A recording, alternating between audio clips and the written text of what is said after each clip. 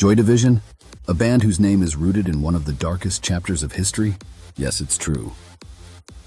Named after the prostitution wings of German WW2 camps, the band's very identity is woven into a disturbing reality, one that perfectly mirrors the haunting, intense music they created. But how did a group of musicians from Manchester, emerging from the bleak post-industrial landscape of Britain, choose such a name? The answer is as complex and chilling as the music itself. The name Joy Division wasn't a casual choice. It symbolized a stark contrast between joy and pain, control and chaos, themes that would bleed into their sound and lyrics. The band formed in 1976, originally under the name Warsaw, but shifted to Joy Division as they sought to distance themselves from the punk scene. Their music, driven by sharp guitars, minimalism, and brooding electronics, was something new.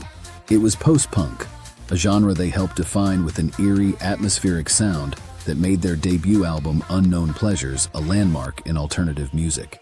Let's dive into Unknown Pleasures. The album's opener, Disorder, sets the tone immediately, a soundscape of isolation and internal chaos, wrapped in Ian Curtis's deeply personal lyrics. Curtis wasn't just singing, he was bleeding onto the page, his words filled with emotional turbulence, alienation, and pain. And yet, with the brilliant production of Martin Hannett, the album didn't just feel raw, it felt distant, as if the music itself was echoing through an empty, cavernous space. This was the birth of a sound that would define a movement.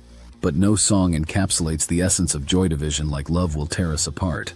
Released a month after Curtis's death by suicide, it became a tragic anthem of love falling apart, a window into Curtis's own struggles with epilepsy, depression, and a disintegrating marriage. The lyrics, "Love Will Tear Us Apart Again," were painfully autobiographical.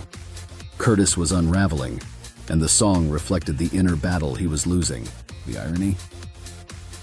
Love Will Tear Us Apart became their most iconic track, a haunting testament to a man who couldn't escape his own demons. And let's not forget the impact. Joy Division wasn't just another band, they influenced entire generations of musicians. Bands like The Cure, U2, and even modern acts like Interpol owe a debt to Joy Division's minimalist, guitar-driven sound. Their stark, cutting guitar lines and brooding rhythms became the blueprint for post-punk and alternative rock. And then there's the visual style. The album cover for Unknown Pleasures, designed by Peter Saville, is iconic in its own right. A mysterious, pulsing waveform found by Bernard Sumner in a Manchester library, it has since become a symbol of the band's legacy, a visual representation of their hypnotic, unsettling sound.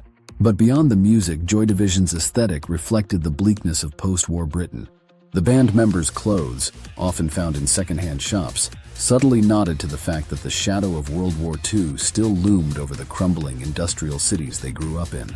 Their style was stripped down, like their music, raw, minimal, and steeped in history's scars. In the end, the name Joy Division wasn't just a label, it was a statement. It was about confronting the darkest parts of the human experience and turning that darkness into something unforgettable.